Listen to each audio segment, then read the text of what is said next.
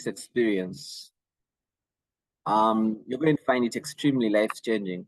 So I don't know. I've maybe in the chat room we could start by asking that question, Jesse, and we're doing this session together with Jesse.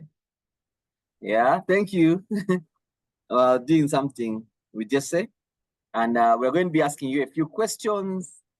I hope my background noise is not too much. If it is, then I'll have to move to somewhere else. But the idea is that do you know what self-awareness is? Have you had an experience of self-awareness? Have you come across it? Have you ever been told about it? Yeah. For the sake of the guests, perhaps, my name is Bugembe Andrew, and a distributor with Neolife. I've done this business over a period of time now. And some of these things that you're learning today really came because of this wonderful opportunity. So I look forward to sharing you the experience. But more especially for the guests, if you're on the call, we are involved in a business that we do part-time. And our goal is to teach you how to make an additional $500 because there are a number of people on the call from different countries. We tend to use dollars. But if you're in Uganda, we are looking at about 2.5 million shillings every single month, consistently in about, say, 8 months. We use a range of products that has been provided by a company. The company is called Neolife. Neolife has been around since 1958. The products vary from cleaning products to skincare to a product that is very good for the farmers and then to healthcare as well. So for those that are on the call for the very first time, that's our product range, and that's what we use to build a business that now pays us an income consistently. But we don't only stop at income, we also are given an opportunity to travel. We have recently just come back from a very wonderful executive manager vacation in Kalangala, right here in Kampala, where we're joined from Dar es Salaam and Kenya. We look forward to going to Cape Town in May and going to Lisbon, Portugal in the month of September. And then in October, we shall be in Dar es Salaam for the Impact Summit. All those are very good travel opportunities where you are exposed, you get to meet new friends, get to just feel the excitement with the rest of the world in as far as our Neolife family is concerned. So for those that are on the call for the very first time, those are all very wonderful benefits. And of course, the other benefit that we do have is the benefit of good health. The products that we are proudly associated with, Neolife supplements, are products that have been around since 1958, and they are amazing. These are products that are life-changing. And as you come along, as you attend more meetings, as you attend more trainings, as you get more exposure, especially like now tomorrow where we have an opportunity to do a presentation, we are going to definitely have a very wonderful guest speaker all the way from Zambia actually coming through. We shall be advertising that person this very afternoon, but it's a cup actually. But when you attend that meeting and you're a guest right now, when you attend tomorrow's meeting, you'll get a bigger picture, a clearer picture of what is happening. So that said, the introductions have been done. You're very welcome, ladies and gentlemen. Jesse, do you mind introducing yourself this morning before we get into our chat? Sure. Thank you very much, Andrew. My name is Jesse Ainebiona. Professionally, I trained as a mechanical engineer. Currently, I'm an entrepreneur in partnership with Neolife, the opportunity that Andrew has just talked about. I'm also a corporate trainer. I do train individuals and organizations in different aspects to empower them to become a better version of themselves. I got started in the Neolife business when I just got started at the university, and it has been a life-changing opportunity for me. It has exposed me to different areas of my personal development. I've grown to become a better person. I have generated the opportunity to make some good additional income that I have invested. And it has also enabled me to gain the exposure that also Andrew has talked about through the travel and the lifestyle opportunities that we have when we tour different places and go different parts of the world. I've had an opportunity to visit places like London, places like Cape Town, Mauritius, Zanzibar, to mention but a few. This is a business that I highly recommend for everybody that would be interested in making additional income, but also just making the most of what life has got to offer you. So I welcome you to the call, and I look forward to having a great interaction and engagement on this call as we talk about self-awareness and self-discovery. Thank you. All right. Oh, maybe Jesse, just yes, Andrew. to kick off our training, kindly give us a hint on why it's important for someone to appreciate self-awareness. But maybe before we do that, you could maybe lead us in getting feedback from the people that are on the call already. We had asked everybody, or some of us that are on the call, to kindly tell us what you understand by self-awareness. And then Jesse will give us his experience, and I'll also share my experience thereafter. Okay, thank you. Great. So team, kindly type in the chat. When you think about self-awareness, what comes to your mind? When you think about self-awareness, what comes to your mind? Let me hear your thoughts in the chat room. Self-awareness. What do you think about? Maybe as you share more about, as you type your thoughts in the chat, self-awareness for me is about, I'm trying to avoid using the words themselves. Otherwise, it will be becoming aware of yourself. But self-awareness is getting to understand, getting to discover who you are, and knowing how maybe even that impacts your behavior, because it's like the way you are wired. It's like the way you approach life from a natural setting, from a natural inclination. Along the way, we could pick up a number of other things, but naturally, that's who you are. You get to understand who you are. You get to understand yourself, what you're good at. Like I can see Bukenya sharing some really good insight there. Being aware of your potential, your weakness, and your strength. Okay, thank you very much. Okay, thank you, Stella. Knowing yourself, your strength, your areas of enhancement. Okay. Jalia says, knowing who you are. Okay, knowing who you are. Keep them coming. That is what self-awareness is, but what does it mean for you as a person? Type it in the chat room as we go along.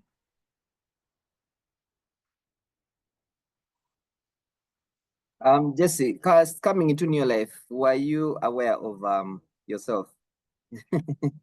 Was, was I aware of myself? One of the things I've come to discover is that different experiences will uncover who you are. And I will say it in maybe 2 or 3 ways. Different experiences. For example, it has been said that money does not change who you are. It only unveils, it reveals who you are. So if you are a good person and you get money, the good things about you come out. Like the things you have always wanted to do, maybe help the less fortunate, support different causes, they come out. But again, if you're not a good person and you get money, the truth about you comes out. So in the same way, I would say that opportunities for me, like Neolife, have been an opportunity to bring out certain aspects about me that I did not know that I had. Another one would be, for example, marriage and parenting. They bring out certain aspects about you that you probably did not know. You get to discover yourself in a whole different way as you go through certain experiences, like the opportunity that we have in Neolife. So yes, Neolife helped me to discover myself even much more than I thought I had done before. I see a number of other comments. Maybe let me just read through those. Rema says, being aware of your weaknesses, values, and strength. Okay, and good to see you, Rema. I last met you in Nairobi. Good to see you on the call. Gilbert says, the ability to tune into your feelings, thoughts, and actions. Okay, thank you, Gilbert.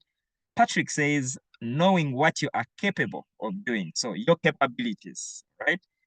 And then Roswitha says, knowing who you are, your environment, your capability, your strength, and your weaknesses. Then Stella again says, self-awareness means being mindful of your actions, your conduct, what you say, your behavior.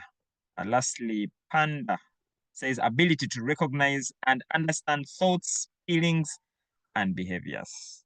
Okay, so that's what we have in the chat so far. Wow. Andrew, what has your experience with self-awareness been? How has Neolife enabled you to know yourself better? Okay, I'll weigh in on that as well. Now, I came into Neolife when I didn't even know that any aspects of self-awareness did exist in this world. I kind of used to think that people were just who they are and they had to change. And I put in a lot of effort to try and and change myself, perhaps. I used to wonder why aren't other people like, say, like me? Why aren't other people like the other person? Why is this person like that? Those were my my debates that used to happen in my head. But then when I went through a couple of sessions, and I think my first session was not very far ago. It was probably about, say, about maybe 10 years ago. That's when I first came in contact with the aspect of self-awareness, understanding who you are. Because I think, just remember, we have that talk we usually have. You don't know what you don't know. Or you Yes. know what you know, you know what you don't know, you don't know what you don't know. And I think there's the fourth one of sorts. And I think I was in that area where I was totally ignorant of the existence of some of these aspects of self-awareness we're going to talk about today. And prior to this, as I'll share, I really struggled working with people and understanding with people. I really struggled. It was conflict after conflict. It was a lack of understanding. It was a very hard, tough journey trying to get into a person's space and trying to help. And you know, the nature of business that we do requires that we get into those spaces, and we are able to help people understand. I mean, you meet someone who is of a certain nature, and you need to know how to work with them in that nature that they're in. You know, otherwise, if you don't know how to work with them in that nature that they're in, you're likely to lose them along the way. Jesse, however, as part of the opening bit, and I'm going to share my screen just now.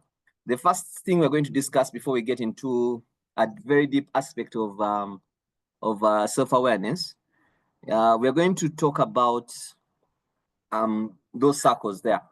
I believe some of us could have come across them, but I think this was the first area of self-awareness I had to understand. And this is critical and key, especially if you're on the call and you're a business person. If you're on the call and you're just a human being, it's important to understand some of these things. I don't want to say if you're a business person, because these are aspects that are generally important for the entire life, for your whole life. But more importantly, if you are a part of your life, these are aspects that you need to understand. So we have those three circles right there. And those three circles, the bigger circle is what we call the circle of concern. The circle of concern basically entails things that we can't control or influence, and we have to ask ourselves whether we can accept them. Yeah, and I'm going to give a few examples. So in your life, and maybe just this is why we shall coordinate together. So let me go first, then you come in to give a practical side to it. Right. So in your life, these are things I had to become aware of first, that in life, there will be things that I will be able to control. There will be things that I can't control, and there will be things that I can influence. Okay. And usually when you now start with the circle of concern, these are things that you can't basically control or influence, and you just have to accept. I'll give you an example. Like now, when we don't have certain products in some of these markets, a couple of months ago, acidophilus was stopped by the government of South Africa. I think it was the Food and Drug Authority, for their own reasons, which they felt were logical to them. Now, of course, our company, the level of integrity, we trust Neolife for whatever it is. But guess what? People out there may have their issues. They might feel like now in Uganda, some people felt like the quantities or the amount of vitamin C that is in our vitamin CS ethara is closer to it being called a drug. I mean, if you're taking vitamin C in those amounts in those amounts, then you're more like using it like a drug. But these are oranges. I mean, they are oranges, and you can take as much juice as you possibly can throughout the whole day, you know. But guess what? We didn't have any. There's no we could influence it. We could not control it. We could not influence it. So we have things in our lives, and these are some of the aspects we're going to talk about, Jesse, in regards to new life. We shall think alongside together. But we could have things in our lives, things in your life that we have no control over. We can't influence them, but they exist. When we were in COVID, our TNN was coming from Ukraine. Ukraine was having a war. We kind of went short on TNN. We could not change it. We could not change. We could not do anything about the war in Ukraine. You are not the US president. You have no influence over it. You're not the Russian president. You have no influence over it. You're not the Ukraine president. You have no influence over it. So you just had to accept. And we had to work around making sure that we accept that we were not going to have training for some time because apparently Ukraine has the best wheat, and that's why they extract the lipids and sterols from. Yeah, so usually under that category, your response is either to let go and accept that you cannot directly do this. So another example I can give that is outside your life, one of the things, because having grown up with a single parent, I used to fear death, especially, now who is this? Brenda. Okay, your video is on. I used to fear death. So I mean, having grown up in a family where with a single father, one of the things that continuously haunted me was the fact that if my father was not there tomorrow, then I would really struggle through life. And every time he either took a trip or he flew out of the country or he was not at home, I used to go through some level of fear of death. I would fear that what if he does not come back? What if he gets an issue? Then, and these are things that greatly stopped me. They kept on getting me to worry. In fact, the circle of concern, many people worry about things they have no control over. And one of the things you now have to become aware of getting and moving out in life is you have to become aware of things that you have no control over, things that you can influence, and things that you have control over. Okay, so the circle of influence, that's why you look at things that you can influence. If it's not in my control, then I can exert some influence. I mean, can you influence on your village? Is it possible that you can come to get people to know about your life? Of course you can. Can you influence the when it comes to, I don't know, roads being made within your area? Is there a group that a community that encourages people to keep their roads well maintained? I mean, there are things you can influence that you feel are affecting you, but you can influence, you can contribute, and you can be able to direct them in a certain direction. Then, of course, the last things include the circle of control. Is it in my control? And usually these are things that have to do with you, as we're going to discuss. So maybe just you could just weigh in on that definition as I pull up another slide that gives a few more examples. All right. And how this helps with self-awareness as well. Okay. Yeah, so there are things that, like Andrew has mentioned, things that happen and you just have no control over them. A very good example is what happened maybe last week. Last week, as you all know, the US got a new president, President Donald Trump. And in the first 2 weeks already, that has come with many implications. For example, one of the things that he has put out is he wants to check government expenditure. So what does that mean? They have put a hold on a lot of the foreign aid that has been coming out of the US. Now, what does that imply? That some people who have maybe jobs that are tied to donor fund that comes in from the US, that has had to be put a stop to it. Now, can you control that? Can you control who is the president of the US? Maybe you can't control that because you don't even vote there. But then you realize that concerns you. In a way, it has a concern over you. So there are factors that are beyond your control. They may affect you, but they are beyond your control. So at the end of the day, when you know who you are, then you need to know how do you respond. Okay, there are things, world news, events that happen all over the world. Some of them have got no control. If we have no care 1 liter in the warehouse, that is beyond your control. What is within your control is what you can do about it. Okay, so what can you do about it? You may not change the policy that is happening in the US. You may not change what is happening in the government concerning some of the availability of our products, but there is something that you can do. And the sooner you get to appreciate that you can play best in your circle of influence, that you can play best in your circle of control, the things that you can control, the sooner you will have peace. So at the end of the day, you'll end up sometimes we fight battles that we cannot win. So knowing yourself, knowing your situation helps you to know how to respond appropriately to the situation that you might be dealing with. So take, for example, operating this kind of business is operating within your circle of control because you can control. There are many things you can control. You may not control how people respond, but you can control how many people you reach out to. You may not control who will take on the products, but you can control how many people you can approach because that will inevitably lead to the outcome of people getting started in the business or even people using the products. So when you get to understand these circles, they help you to know exactly how you can respond to different situations in life. Back to you, Andrew. All right. Thank you, Jesse. So giving now other aspects and examples in your life. Ladies and gentlemen, we cannot control people's responses to us when we tell them about the products.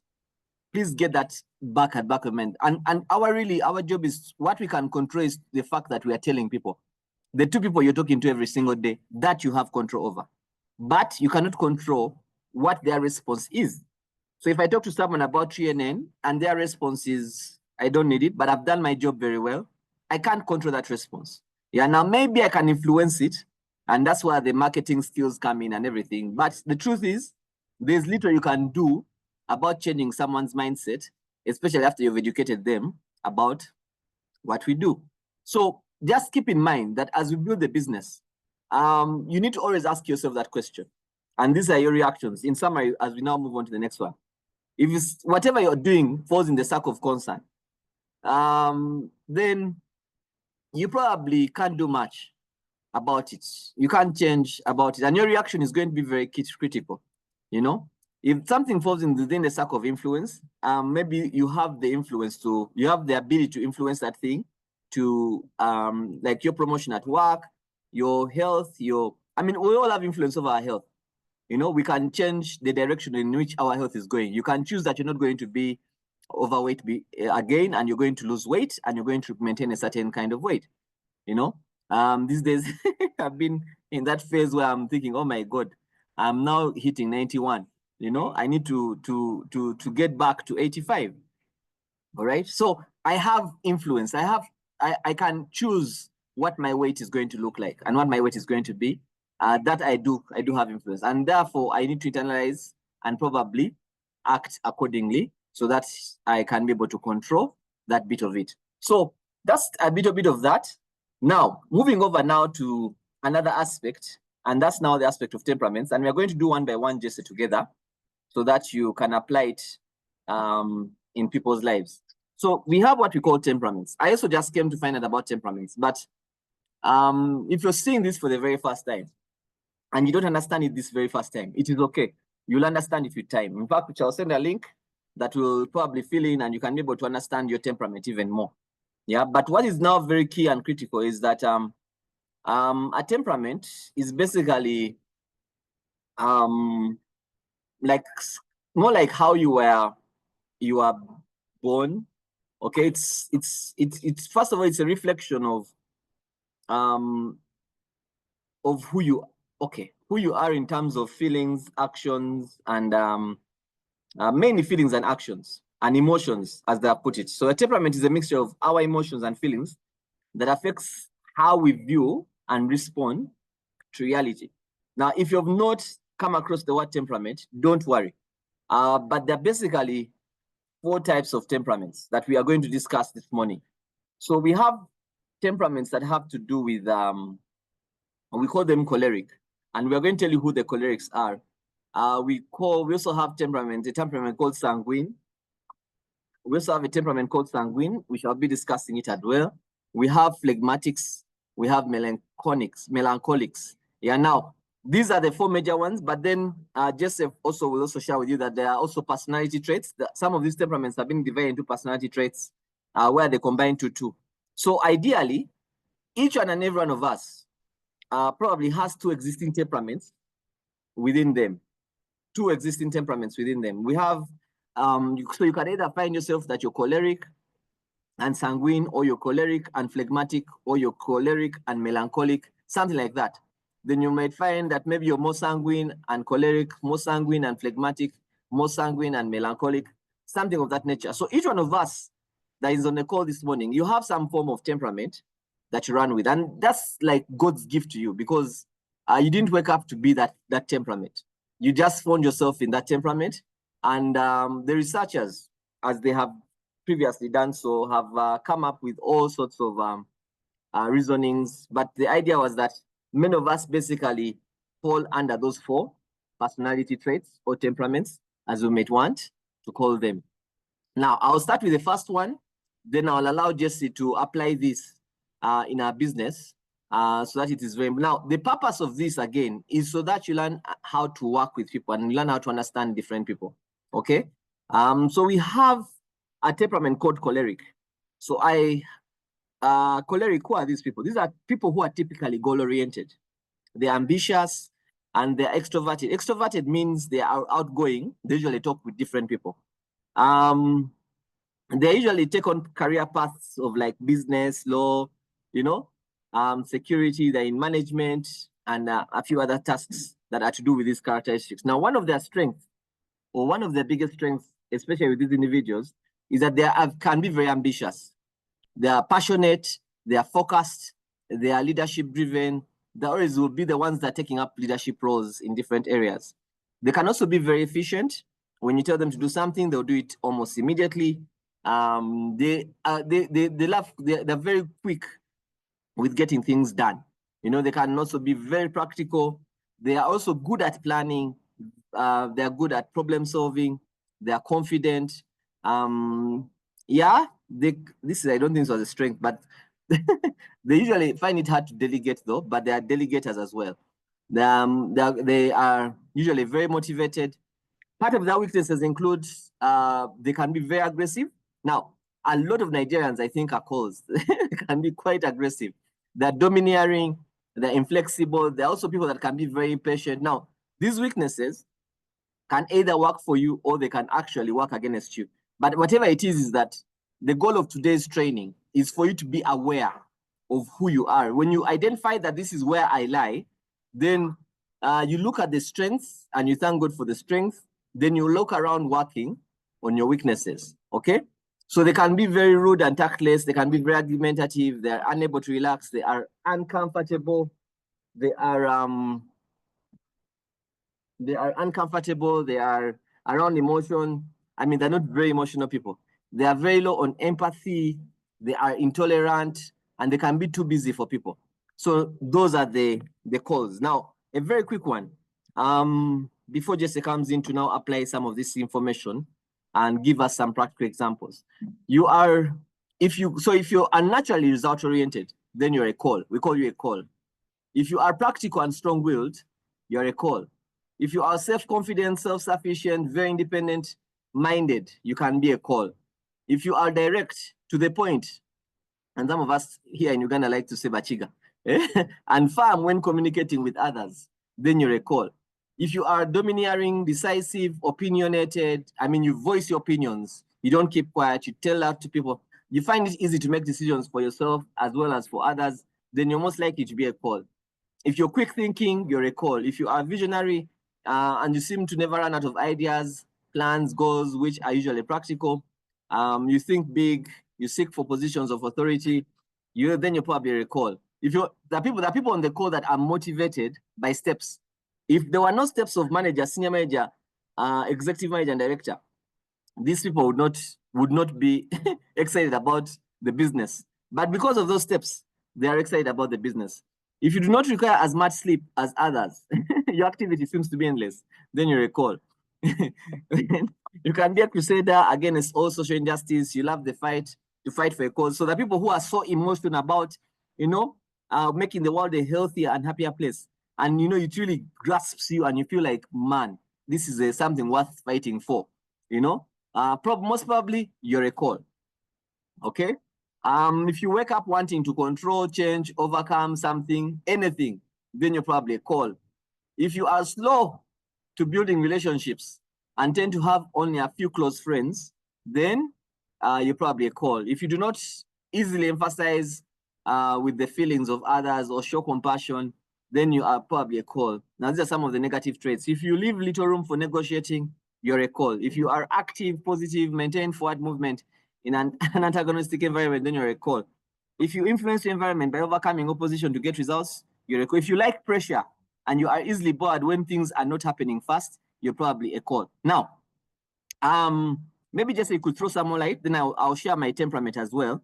I think one of my major temperaments is call. Let me do that first before I call you in, just so that we do it at once.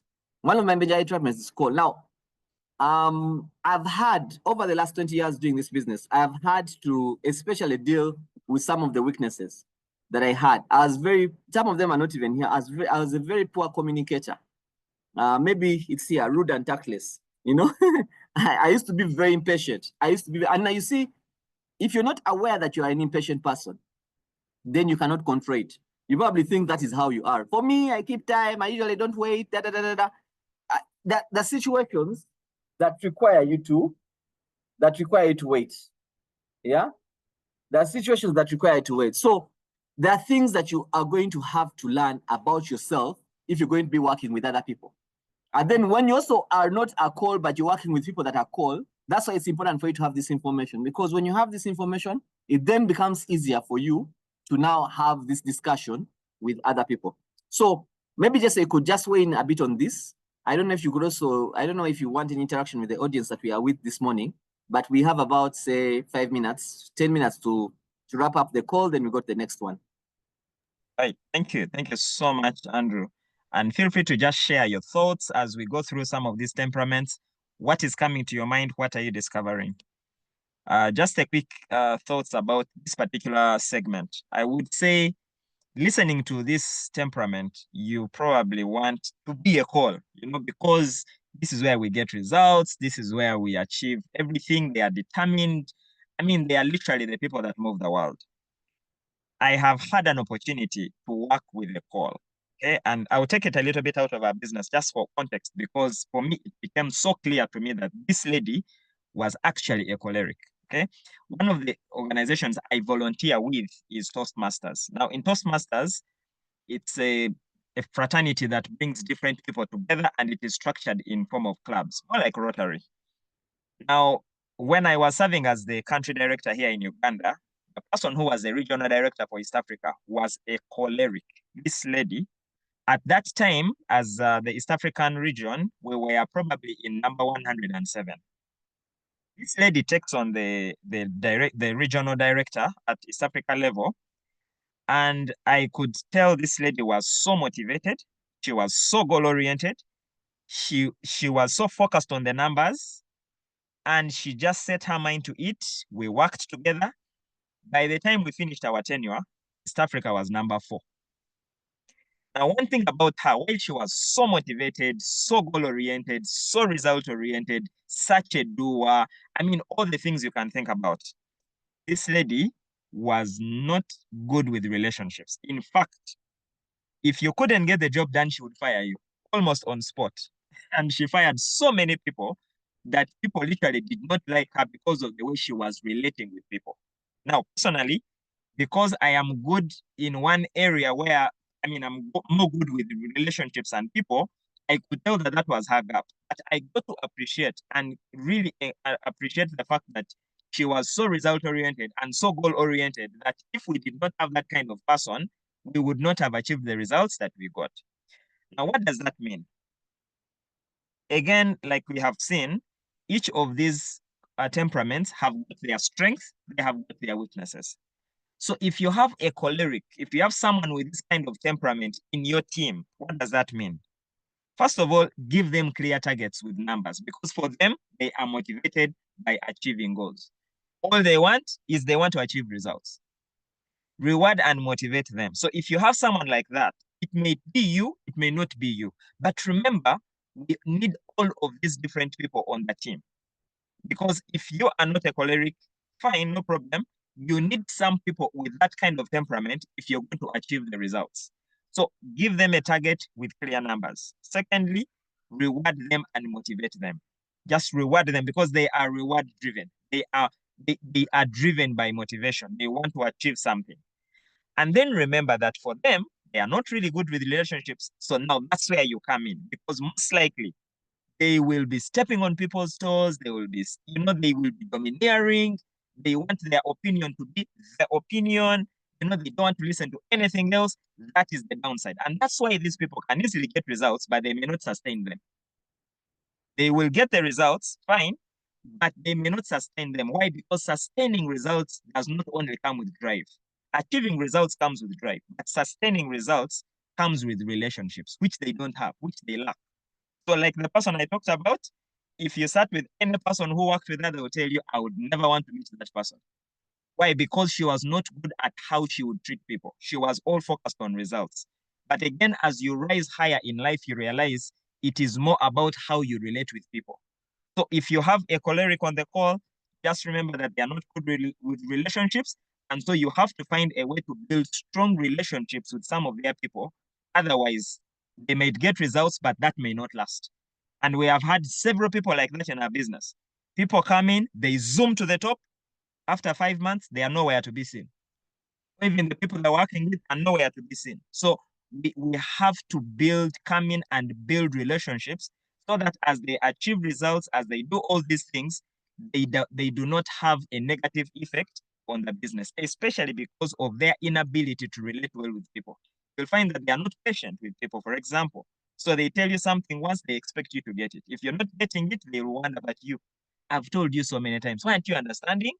Now that can drive some people the wrong way. So it is a good temperament. We just have to learn how to cushion whenever we have people like this so that we can oil those relationships and keep our business going. Because our business, as Jerry Basfield says, it is built on relationships. It's one relationship at a time. So on one end, good with results. On the other end, not so good with people. And that's why I also want to say that these temperaments, we all have different aspects of them, but we can also learn. So for example, if you're not a choleric, you look at the list of the people that are choleric and you can learn, how to be ambitious. You may not, excel, but like they would, because for them it's their natural inclination, but there are things that you can learn so that you can apply that to your life and to your business.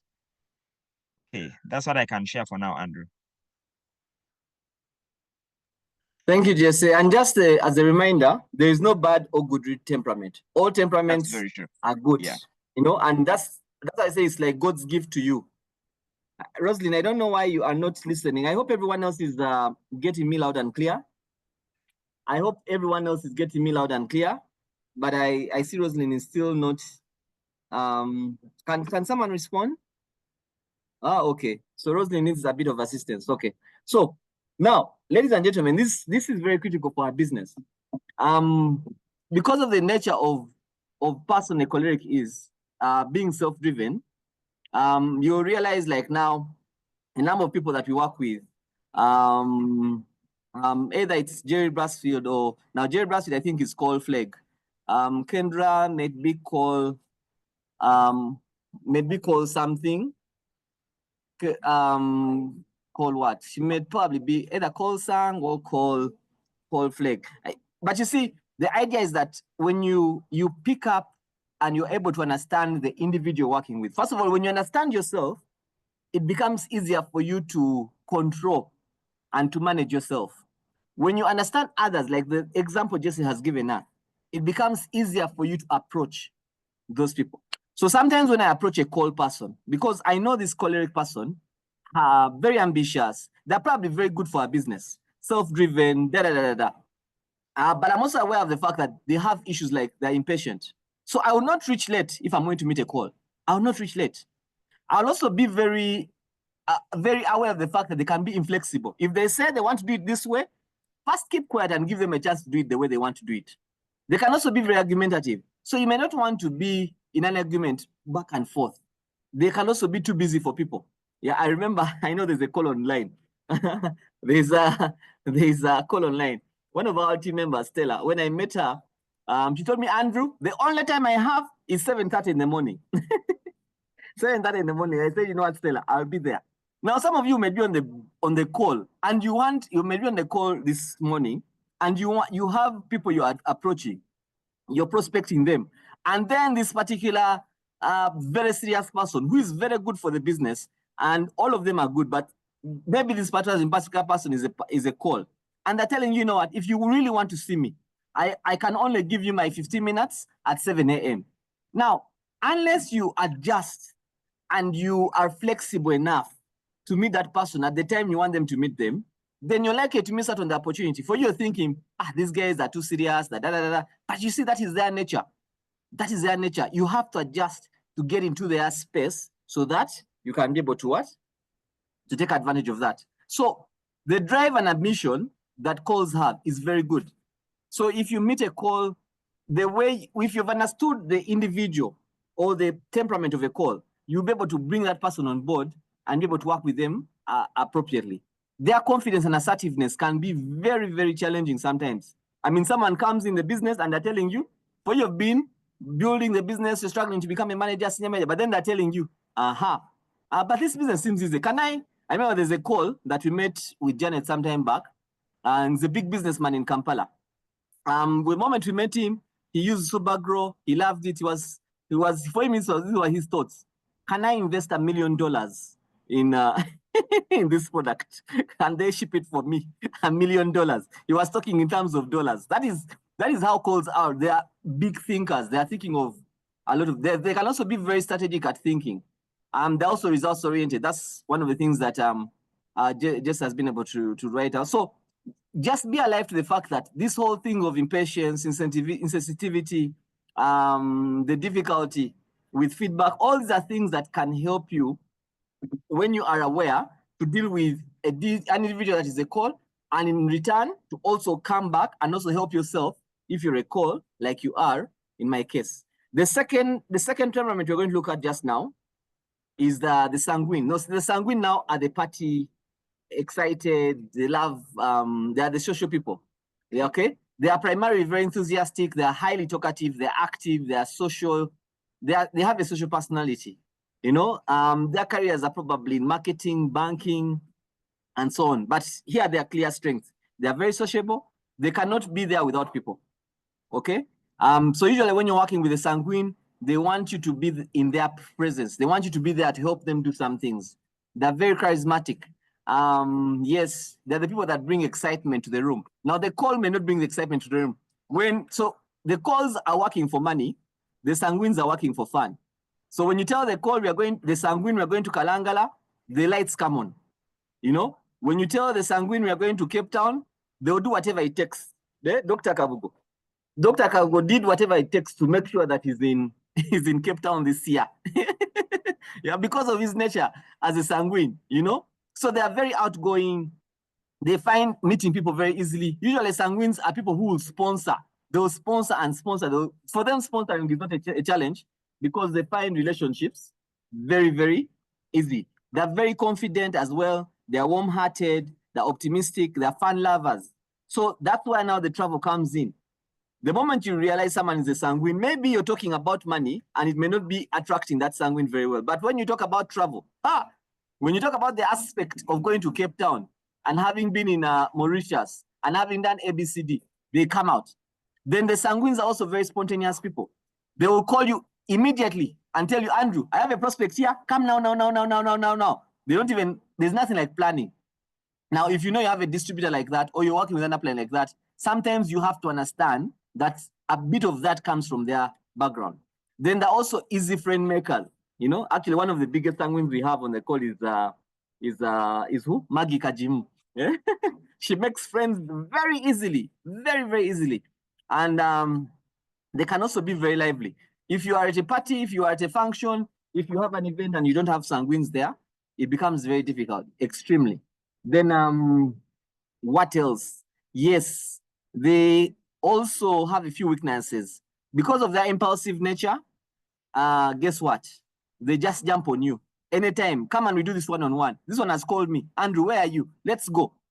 Because of their impulsive nature, they can also be chronically late. Now, I've been in a place where I have made an appointment with the sanguine and they come in very late. Sometimes I have to bring myself back. I say, you know what, Andrew, be patient. This is someone's nature. We need to help them improve. We need to help them learn. Yeah. So sometimes sanguines can be late, even for Zoom, incidentally. We start at 9, they come in at 1 past 9.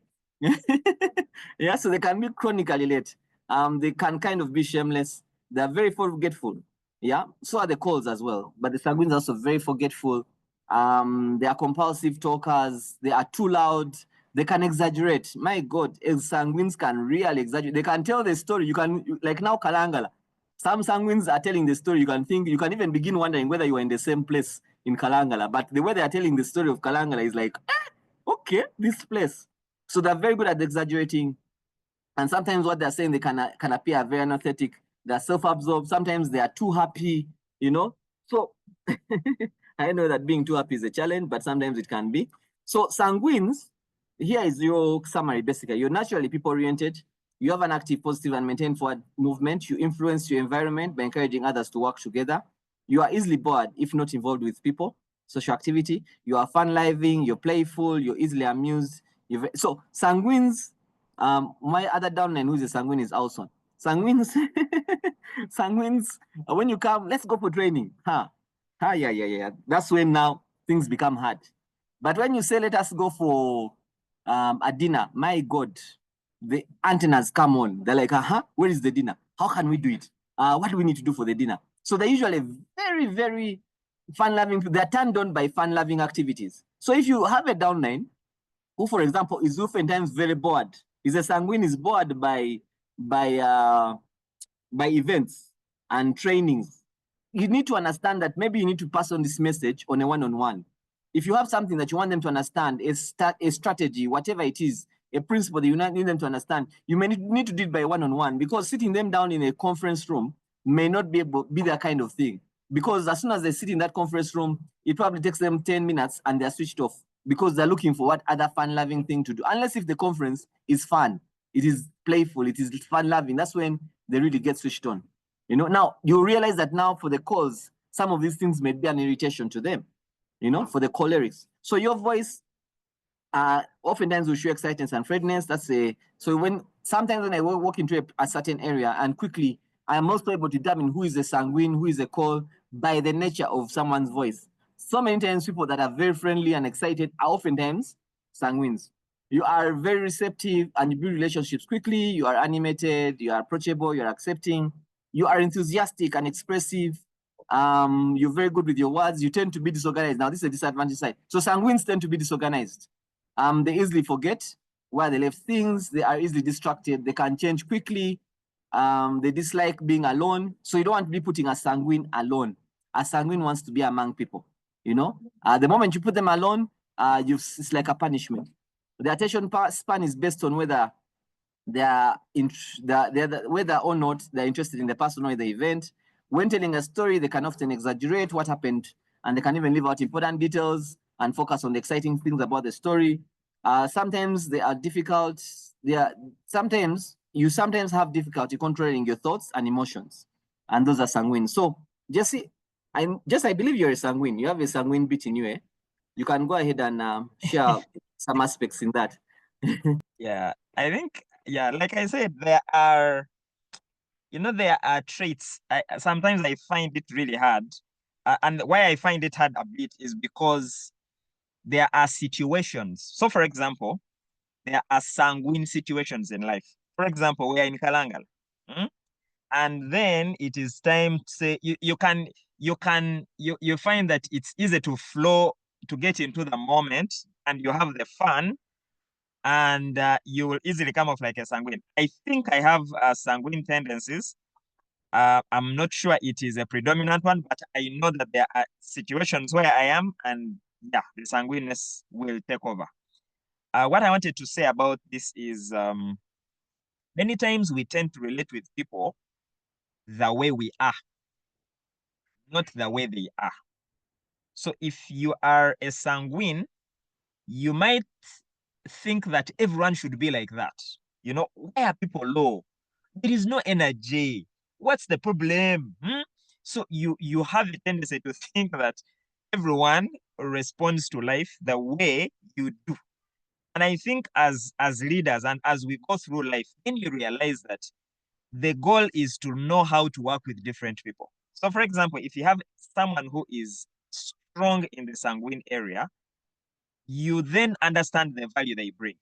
They are good with excitement. They are good storytellers. So probably if we go to Cape Town, you want to make sure we will go to a vacation in Kalangala or Maxion or anywhere, then the people telling the story, you want to place the people in their position, the people in their position, and look at how a sanguine can add value to the team. Storytelling, excitement, sponsoring, very good because they easily connect with people, they share their excitement, and they get people on board. Now, again, you want to know how to support them in areas where they may not be good, because one of the areas that is clear is the area of follow-up. They may not be very good with following up. Why? Because they are so busy making friends and meeting new people that they are not very good with looking at the people. Oh, and what about the people you met 2 months ago? The people that you sponsored, where are they? So someone comes into the business today and sponsors like 7 people in 1 month, 8 people another month, 9 people another month. Now, for you, the leader, don't get carried away by that. That is their strength and that's what they bring.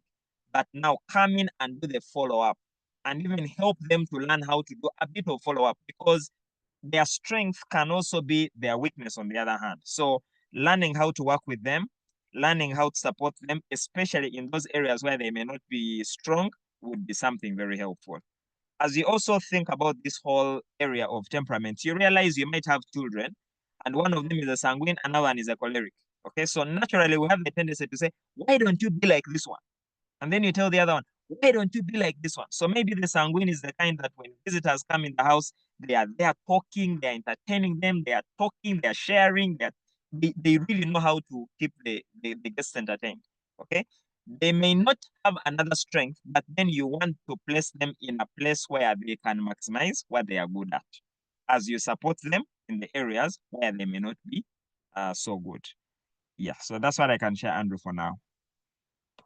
Right. Thank you, Jesse. If there are any more comments, especially for the leaders that are on the call that have been experiencing this, please put the comments in the chat room so that we can learn from you. Thank you very much, Dr. Damba. On all those weaknesses we require to do self-management as you go along with life. There are quite so many weaknesses in a call. I have adjusted through the self. Yes, Dr. Damba, that's the purpose of this training today.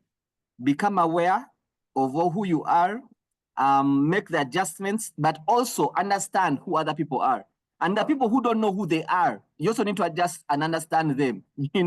You find someone who does not know that they're sanguine, that they love being in a party mode, they love associating with people. They don't know who they are. But you, when you are the leader and you're the upline and you know who the person is, it becomes easier for you to work with them. There are people who I know.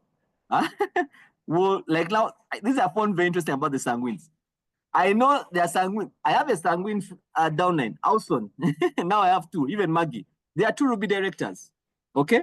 They are 2 Ruby. Alson is 1 Ruby, Maggie is 2 Ruby directors. They're sanguine. They're probably sanguine call. Maggie is also sanguine call. Yeah, but she's more sanguine than call.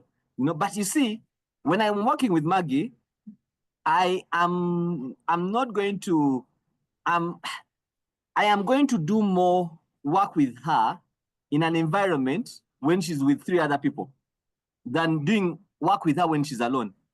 When she's alone, she may not pick up as much as when she's with 3 other people because she's motivated. She's excited by the other people that are around her. And I don't know if Maggie's on the call. I'm sure you know what I'm talking about. So just that understanding and being able to have that knowledge with me makes it easier for me to work with other people. And if you're going to build this business, become a director, become a world team member, a presidency member, one of the things you have to learn how to do is you have to understand people at whatever point in time they are in. Okay, now, let me move on to the next one now.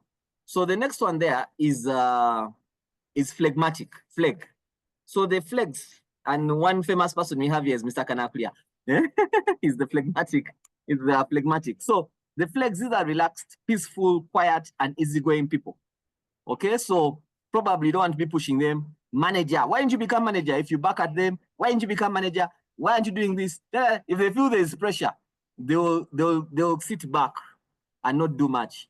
So you have to know how to deal with them. Their career paths are those ones. Now let's look at their strengths. They are very relaxed people. They are quiet and calm. Okay. They are content with themselves. they are very kind, they are consistent, they are steady and faithful. So phlegmatics will not quit very often. Phlegmatics, if they're given what to do, they'll do it consistently. Phlegmatics are the people who you will find every single day. They're doing the same thing, or they are doing that thing that they're required to do consistently. Okay? They are also accepting. They are accepting to all the other people. They will accept the choleric. You see, the cholerics may find it difficult to work with the sanguines because they do not see how they work in the same environment with people who are unserious, according to them. The sanguines may also find it hard to work with the cholerics because these guys are too serious. They need to have some fun. In fact, some of their statements are like, life is too short. Those are sanguine statements. Life is too short. We need to enjoy it now. Are you going to live forever? That kind of thing. So they want to have their fun now. Now, the calls on the other side and the males are future minded. So they're looking at 10 years. What am I leaving for my children? Da, da, da, da. So you need to think in that way and see.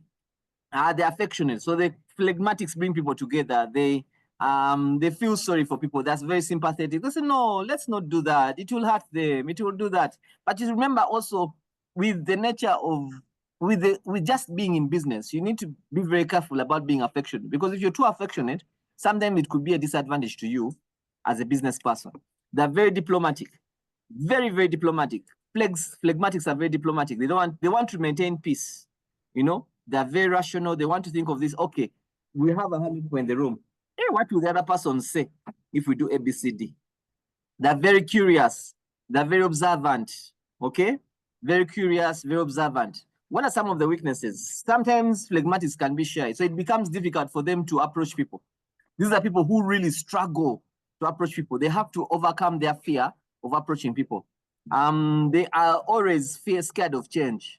When there's change coming around, now these things are going to change. In fact, they must have been very affected by COVID because of the change that came through. So they're very, very fearful of change. They are prone to laziness.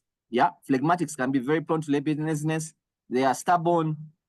They are passively aggressive. They are indecisive. They are permissive. Indecisive, they don't take decisions. Permissive, okay, permissive. What does permissive mean? Permissive, no, I'll get back to that. They're not that goal-oriented. So when you have a phlegmatic you're working with, you have to remind them that their goal is to become a manager, a senior manager, an executive manager, like that. Otherwise, they forget their goals. They reach a time like now, month end, and they're forgotten the goals. They're just excited. They're peaceful. They're too compromising. They can be very undisciplined. That means they don't follow things consistently. Okay, not in the sense of being consistent, but they kind of start and stop. And they can also be very sarcastic. They can be very non-participative. Sometimes when you have a group of people you're working with and you find one is not participating, most likely that could be a phleg. Now, how do we go around that? Okay, let's see. So if you're naturally service-oriented, you're phlegmatic. If you're passive in both favorable and unfavorable environments, you don't care whether it is fun or no fun, boring, no fun, you're just passive, you're phlegmatic. If you influence your environment by cooperating with other people, you're the one who brings people together to carry out the task, you're most likely phlegmatic. You live a quiet, routine life, you're most likely phlegmatic. Okay? You're among the easiest people with whom to get along, you're most likely phlegmatic. As long as the one does not try to alter your routine, you all ask for change, you'll be very peaceful. You're very calm, you're also slightly unemotional, you're easygoing, you're indecisive, you're patient, you're agreeable, you are not so open to new environments, you are both slow and indirect in responding to others, you tend to lack a sense of urgency. Yes, you strongly resist change, you are slow to warm up, as in, like on those events when you're trying to get people excited about recognizing people, the flags will first sit down and look at all of you dancing before they come up, and after they've warmed up, then now they will start dancing themselves. And you're very conservative usually as a flag. You don't like changing things. You strongly resist change. You communicate in a warm, sincere, and interested way. You're interested in others. You can be very possessive with your friendships and material things. You are also so accommodating. So those are some of the flags. There are some of there are some bit of disadvantages here, but Ladies and gentlemen, all these things, like Dr. Damas said, these are things that you have to work on. Okay, you resist making decisions. You can be grudge holders. You can persist. Even calls can be grudge holders, by the way. Actually, mails, not calls. The ones we're going to look at last. You are very loyal to your friends. Okay, just say you can just weigh in on this as well. Yep. So I think by now you realize, if I was to say one word about a choleric, it would be action-oriented. If there was one word that's about a sanguine, I would say excitement. There was one word I would say about phlegmatic, I would say maybe relational and peacemaker. Now, I think perhaps the one thing that a phlegmatic will need to work on is the ability to take action, because you notice a lot of their strengths are the relaxed people, diplomatic, peacemaker, conflict resolution. They are good with that area, but not really good in the area of doing things, taking action, you know. So if you realize you are a flag, then your area of growth, the one thing you have to push yourself to do is, as we talk about the two people now, for you, you'll find it a lot more challenging to do that than someone else, because your natural thing is to just sit back, relax, be laid back, be calm. But now we are saying you have to take this action. Why? Because if you don't take that action, you're not going to get the results that we are talking about. So while there is a good side to your personality, you are so good, you are so calm, so quiet, you are kind, you are peaceful, you are diplomatic. That is all good. But then if we have all these things and we don't take action, guess what? No results. No qualifying a title, no taking a step, no recognition, nothing. So we have all these things, but then because of this other side, it can easily limit you from taking the results. So if you have a phlegmatic, what do you do? These are the people we need to ensure that they are taking the action. So you need to hold them accountable. You need to push them. You need to get them out of the comfort zone, because their natural inclination is not to do. So you have to really support them by taking the action, be their accountability partner, check in how are the two people. And then if they know you're going to call, they will probably have to do something about it before you call, because they know that someone is going to check for them. So if you just have to know how to work with them, they are a good personality to have, but then also remember that left on their own, they may not do the work. They may not take the action. So as a leader, as their upline, support by making sure that they are taking the action. And you just have to understand that for some people, there are people you will not push. You may not push a choleric because they are already in motion. But for the flag, you really have to push. You have to remind. You have to hold them accountable and say, this is what we committed to doing. How far? How far? So you have to bring that level of support. Okay, I think that's what I can share for now. Andrew, back to you. Thank you, Jesse. I hope, ladies and gentlemen, from your feedback, and there are a few of us are doing the feedback, so kindly put whatever your thoughts are in the chat room. Thank you very much, Sanyu. Yes, that's the purpose, to know who you are, but also more importantly, to understand who the people you're working with, ladies and gentlemen. That is also very important. Yeah, if you don't know the people you're working with, and more important, okay, if you don't know who you are, first and foremost, very important, that's a struggle already. But then what makes it worse is if you also don't know who you're working with, so that you are able to find that place, especially people that have not been exposed to this information. Okay? Especially people who have not been exposed. Dr. Kavugo, you're looking at Portugal. Okay, the Sanguine is looking at traveling to Lisbon this year. Yeah? Well done, Dr. Kavugo. Okay, so ladies and gentlemen, let me move on to the last bit. The last one are the planners. These people are very self-reliant. They're thoughtful, reserved, often anxious personality. Those are some of the examples right there. Their strengths are they're very thoughtful, they're considerate, they're cautious, they're organized. In fact, they are very organized to the detail. If you remove anything from where they put it, they will complain. They are excessive planners. They will plan and plan and plan and plan. And that means they also procrastinate a lot. That's one of their weaknesses. They are detailed. They are highly creative, poetry, art, innovation, independent, they're also good at preventing problems. Yes, they can foresee. Because of their planning nature, they can be able to see that a problem is likely to occur here, and they'll begin warning you. There are people who were getting onto the boat, they're already asking, are you sure that boat has a, what are they called? Floaters. You know, they were asking me, and then I would, of course, tell them, I say, of course, it does have some floaters, but I would understand that they are male, they're melancholic. So they think 2-3 hours ahead, 2-3 years ahead. They're already planning to see their children are what? 2 years of age, they're already thinking about which school they are going to take them to. So usually that's the kind of person. Their children are now in P7. They're already thinking about the university they should go to. You know, so these are the kind of people that we are talking about. What are some of their weaknesses? That can be very obsessive. If they don't like sharing friends. Yeah, they can be too cautious. They are prone to depression. So if you're in a call and you're a melancholic, please take note of that. That's a very serious issue. They can be very prone to depression. They can be prone to moodiness. They are perfectionists. My God, these guys are perfectionists. They love to have things perfect. They will not do anything until it is perfect. They're also pessimistic.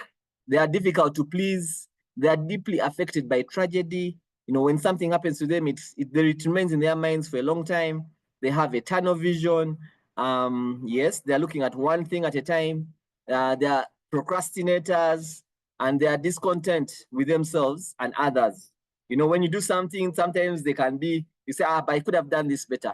It could have happened like this. And then also you are discontent with others. Let's look at the detail of this. So this means that they're naturally quality oriented.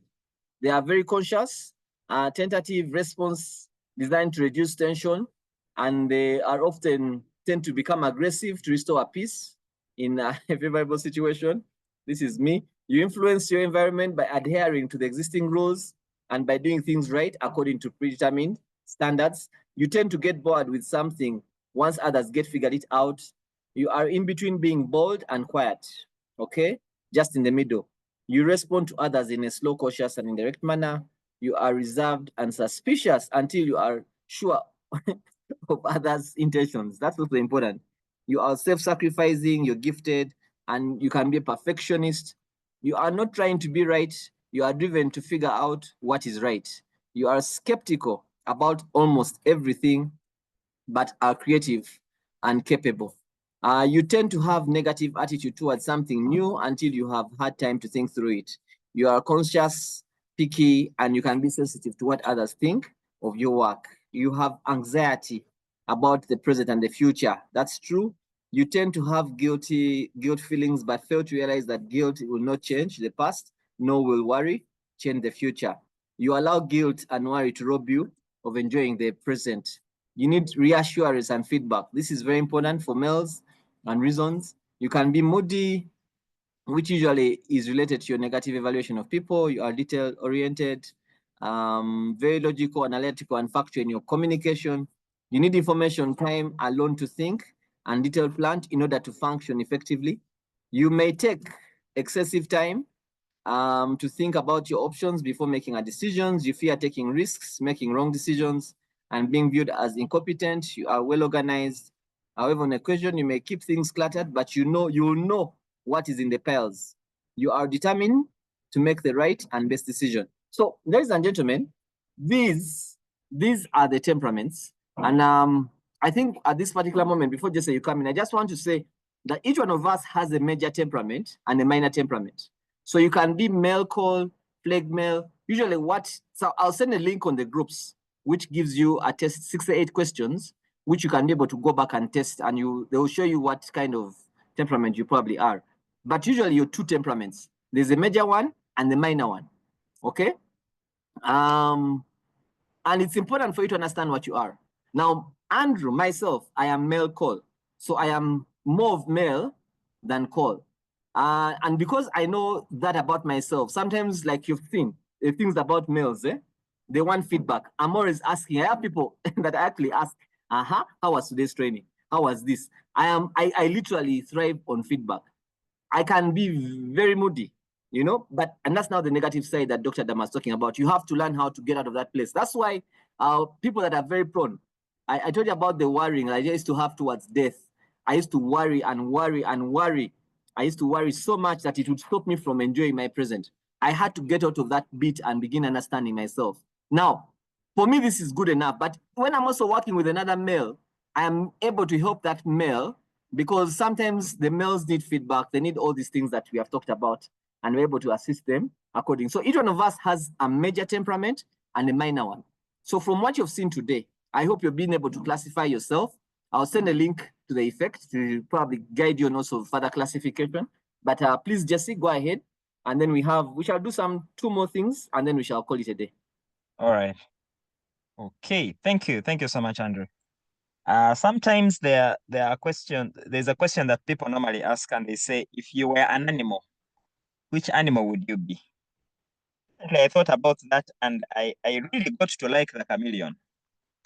And the reason I like the chameleon is because the chameleon has the ability to change its color depending on the surrounding it is in. If it comes on a red surface, it will also change to red. If it goes on a green surface, it will turn green. If it goes on a black surface, it will turn black. And the reason I say that is because in our kind of business, you will always have different people. You might have some cholerics, you might have some phlegmatics, you might have some melancholies, you might have some sanguines. At the end of the day, you have to recognize that all of them are good. And by the way, you can succeed from any personality. You can succeed from any. You just have to know how to relate and work with other people. So, for example, there are people who will tell you, tell me feedback, give it to me as it is. Don't sugarcoat it, just give it to me as it is. Most likely, those are cholerics. They want it direct because that's their direct communication style. But if you take that to a phlegmatic or you take that to a melancholy, you'll have problems with them. The melancholy and the phlegmatic will want you to first say, that was a good presentation. I like the way you began, you engaged the audience. I like the way you handled the food pyramid. It came out really, really well and nicely. Where could we do better? To make this even better, it would have helped if you had some products so that as you talk about it, people can see the TNN, people can see the omega-3. If you had it and if you did a demonstration, the impact would have been even better. Overall, you did an amazing job. Just consider having products next time. You'll have a powerful presentation. Now, the way you approach those two different people is different. Some people will want you to go direct. Others want you to first appraise them before you can tell them what to do. So it's not a one size fits all. And that's the mistake we make, that sometimes we relate with other people the way we are, not the way they are. So people will always be different. And a very interesting one was on the boat when we went to Kalangala. You find that the people were outside dancing were the sanguines. The sanguines don't even sit in the boat. They didn't even know how the seats were. They were outside enjoying the breeze, the music, taking photos on the outside. Now, probably the melancholies were seated with their life jackets. On that boat, I also noticed there's people who never put on a life jacket. But the melancholies will always ensure that there is safety. So they seated with their life jackets. Probably the phlegmatics were just talking and having conversation because that's who they are. They love to talk, they love to connect, they love to relate. And then the cholerics were saying, we cannot wait to go back and work because we need to get results, because these are the benefits of getting results. So while for them they are talking about results, the sanguines are enjoying the moment. The phlegmatics are talking. The melancholies are making sure that we are safe and that we arrive in a safe way. So those are different people. They will always have different approaches to life, but at the end of the day, God has made it in such a way that we have all of them. And you'll always have them on your team. And if you learn how to work with them very well, you can get results. But if you don't know how to work well with them, you can easily cause frustration. And yet, they are people that can bring a lot of value to our business. Right. Back to you, Andrew. Wow, Jesse, I think the discussion has been quite. Let's take some questions and thoughts, people. If you want, you can put up your hand. We unmute you, or we could just choose to unmute everybody. Then you unmute when you are called upon. But basically, let me just say, we shall complete this next week. So what we are left with, ladies and gentlemen, on these self-awareness topics, we are left with the love languages, which are also very key and critical in building relationships with people. And we're also left with the conflict resolution methods. It's also something we shall discuss probably next week on self-awareness as part 2 of the self-awareness bit. But I want to say that these are very critical areas of self-awareness that you need in your life and probably in life in order for you to build a business. So for those that came here a little bit late, we have been talking about the different temperaments, and that is the choleric. We have talked about the sanguine, we have talked about the phlegmatic, and also the male. Now, Andrew, myself, I am male, I'm male call, okay? And I know that about myself. Janet is called sanguine. She's called sanguine. I think dad is phlegmatic male. Mr. Kana will tell us. I think Dr. Cesar is male call, probably. Yeah. So I think mom is called male as well. Yeah. So Dr. Kabugu has just shared his sanguine call. So being aware of who you are is important, extremely important. Yeah, being aware of who you are is extremely important. Knowing what other people are is also extremely important. So we open up the lines now for any questions. Okay, Dr. Damba is called Mel. Well noted. Well noted. Yeah, so opening up the lines now for everyone to, if there's anything you'd want to pass on, maybe I could invite Zaitun. I don't know if Zaitun is still on the call. Zaitun, you could weigh in on this as a coach to assist us in appreciating some testimonies right here this morning. Let me just quickly, yes, I see you on the call. Let me just quickly change the settings of this thing so that everybody can, yeah. So Zaitun, please go ahead. You're welcome.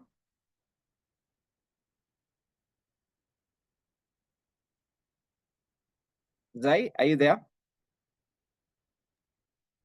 Okay, as Zaitun comes, Dr. Eve has a question. And the question is, can your personality type shift over time? Very interesting question that you bring this up, Dr. Eve. And the answer is, I can't quite say yes or no, but this is what I would say. You will find that sometimes we get involved in work that requires a certain personality. Take, for example, if somebody works in the media, maybe on TV, because that work requires you to be hyped and animated, excited and engaging, you might find that even though you are not a sanguine, you begin to pick up those traits because that is the work that you're involved with. So with time, someone actually watches you and observes you and they could think that you are a sanguine. And yet naturally, you may not have been born one, but because of the work that you're involved in, you have found yourself in a place where you look like a sanguine. So over time, we could pick up certain traits that may not be natural to us because these are skills. You can learn some of these skills. Like, for example, as we say, add a name to your name list. You can almost find yourself being so good with connecting with people that you could think that you are naturally like that, and yet you are not. So naturally, you might have certain personality traits that are already with you by nature, but then there could also be those that you get not by nature, but by nature. So in other words, you learn them, and then over time, you acquire the skill, you learn the skill because you may not be that way by nature, but you have over time practiced it and you have learned it to a place where someone looks at you and thinks that, I think you are a sanguine. Or you might be in a place, for example, you are an accountant. You would naturally have to pay attention to details. So you learn how to read between the lines, you learn how to analyze data, you learn how to organize things, you learn how to connect things, and so someone could look at you and think naturally you are an analytical person because you have melancholic tendencies. Yet it is something that you have learned over time because of a certain experience or certain situation you find yourself with. So it is possible to learn them as you go along the way. Wow. Wow. Thank you very much. Zai, are you there?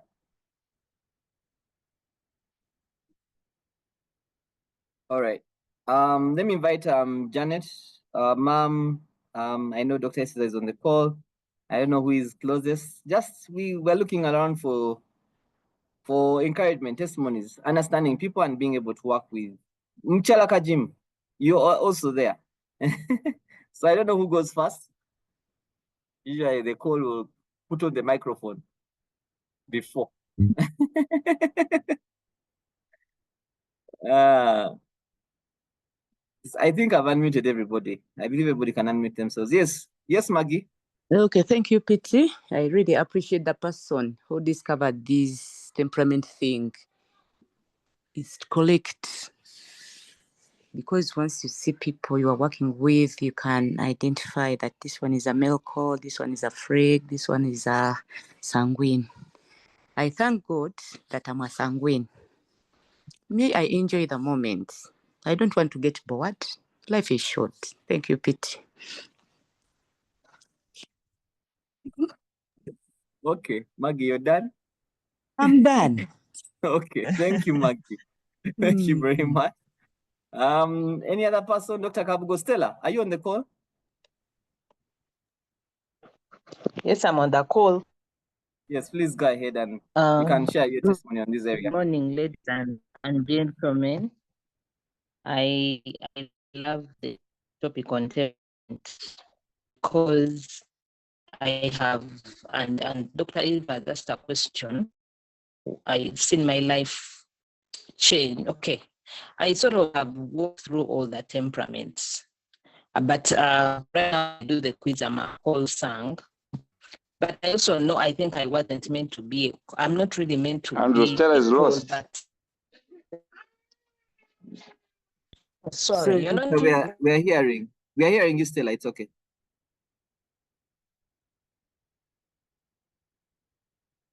So you can go on. No, I think through the different temperaments, and when Dr. Eva asked that question, it is like Jesse had said, you can pick traits, but you can actually pick on new. Your temperament can change based on the situation you're in. For example, if you notice, most firstborns, especially if they've gone through different adversities, like situations that are a bit tough, without even thinking, you find yourself becoming a call because you have to take charge, you have to take action. If you're in a situation where, let's say you've lost your parents, you've basically a tough one, and now you're left with these siblings, for example, you can't afford to stay in a state of a phlegmatic. It is impossible. You'll find that for me, but not impossible, but maybe for a bigger percentage of the people in that situation will actually will take on a temperament of the call, because you find you have to do many things. You have to do many things. You have to take on leadership. You have to start directing. You have to start making sure things are moving.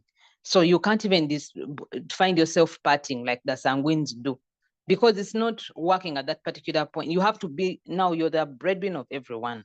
So I found myself, I used to think I am, and the temperament I think I want to be, and I think I am, but the quiz said something different. The ones who are so caring, compassionate about people, I think they are the males. But guess what? When I do the quiz, I am a call, and I can also see, because I love results. We have to get results. You can't move this world when you're just so relaxed up there. But again, it comes in with these areas of enhancement. We are, I think, the biggest cowards. Anything small, we are so worried. When the storm is coming, we run so fast. And the flags will say, but it's going to be okay. And in my second, not next life, this current life, I sometimes want to be a flag. I want to just be calm and be so relaxed and not worry about month end, and just move with it. But guess what? You find yourself still ensuring, has one so qualified? How are they moving? Are they, very interestingly, yesterday I tried to take on a hat of a flag and just chill about a certain team member who surely should have done at 3:30, but did not. And I even wrote and said, it's okay, it's well. But guess what? At 3 p.m., I get this message that the person has gotten a third person, but we have to get them to get to 100. Now, at that point I said, my God. And of course, now the call in me came out, and by the time we closed the day, the person had hit their 3:30. So also in this business, I think at some point we have to try and get into those other temperaments, even if they are not our core temperaments, to just get things, again, I'm speaking as a call, okay, to just make sure that we are getting our, I don't want to say things done because that's a call, but we are managing the situation appropriately. If it's time to have vibe and dance and what, please fall into the moment and dance. When we're going to Kalanga, like Captain, people stop sitting. I mean, you're not going to have this moment again. Get up, let's dance, let's have fun. Because, I mean, when we are going to wait for 2026 for this same vacation to happen, and you will have lost out on these 2 hours. So maybe what I can urge people that, first of all, very, very important, understand your temperament. Very, very important, understand the temperaments of the people you're working with, especially the 3. Please understand it, because when you understand how you can complement them, then it will make work very, very easy. You'll also frustrate them less. You'll frustrate them less. Also understand the upline. My upline is a sanguine. So sometimes she can tell me things that I'm like, okay. But then I'm like, but she's a sanguine. What did I expect? Yeah. So let's understand ourselves so that we are able to drive this business. Thank you so much. This is a lovely topic. I love it and I practice it. And yes, I even help people outside, even in your life, to just know themselves, because to just enjoy, I'm a sanguine, no? To just survive, or to just enjoy life. Yes, you just have to understand the temperaments and know how to support each other. Thank you very much, Pete. Wow. I'm sorry, David we talk says, a lot, as called. Sorry. Dr. Kago coming in just now. David says, understanding temperaments is one of the most important topics for understanding how to deal with people and build your business. God, in his own wisdom, knows how to balance his temperaments in our teams for the advantage of all of us. I agree. I totally agree. And that's why we are trying to create this awareness. Dr. Kabugo, please go ahead. Thank you, Andrew, and thank you, everyone. Actually, thank you, Jesse. There's a way we are wrapping up these temperaments, and I was just saying, wow, this is a real team. You created a team of 2, and you hit it. You hit the nail on its head. However, let me tell you one thing. Regardless of what temperaments we are, we must work, and we must do the work. We are called a team. That is a team of different temperaments. We have an opportunity of learning them as a team. Some of us might listen to these topics when they are discussed, and we discuss them passively. I mean, we listen to them passively. But one thing I'll tell you, let's go and work. People are people. Temperaments are temperaments. But no matter what temperament you have, you must have results. Let's go and work. It's good the leaders have forewarned us. They have equipped us with the type of people we are going to be interacting with. It's all about putting whatever we have listened to or we have learned into action, and then we are going to have massive results. Thank you very much. I don't know if Mom is on the call. She closes our meeting. Thank you very much, David, for your contribution.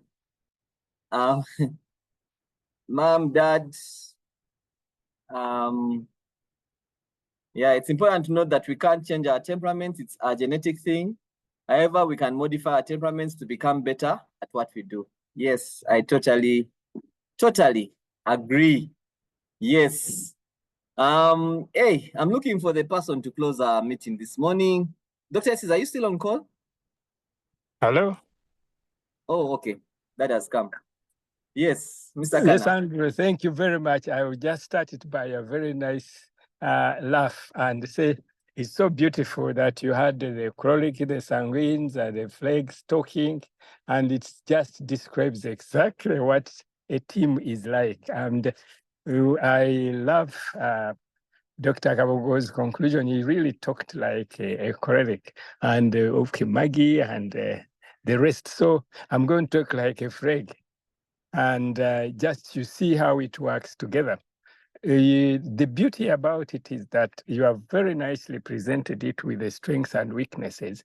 If you realize on both sides there, and what our duty is as leaders is to identify the strengths or the strong points out of each individual, And you will say, don't laugh at me and say that I'm trying to be diplomatic and tell you, you are right, spot on, except I'm not sure about the non-dominant one.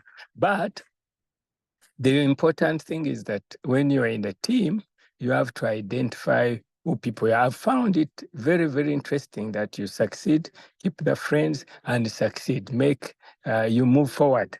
You can also remember where it is very, very important before the team, those who are spouses and working with their teammates or the partners, it is very, very also important to know the temperament of your teammate, your partner, because it is where it starts. You have to look at it and identify the strong points and let them. If you find you have got chronic and sanguines, please let them lead.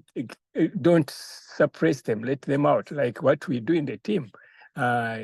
People who are really, give them opportunity to talk and move forward, and at the same time guide them. When there is a crisis, please, sometimes they also go too fast and the things have to split, the team can break. So cool them down, call them, use diplomatic, get the best person, diplomacy, put things together.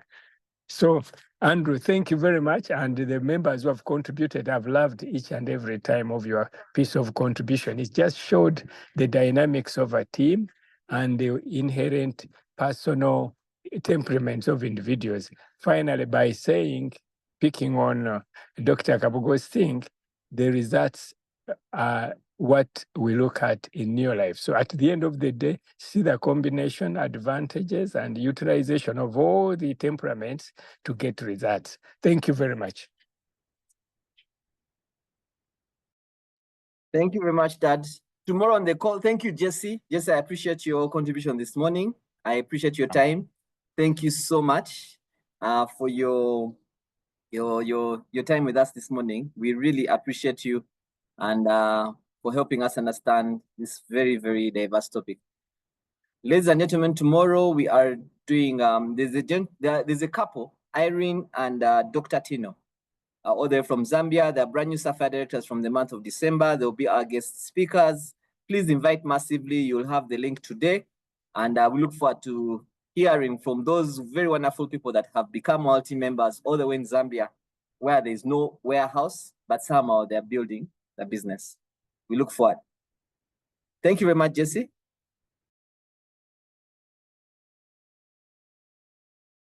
You're welcome, Andrew. Have a good weekend.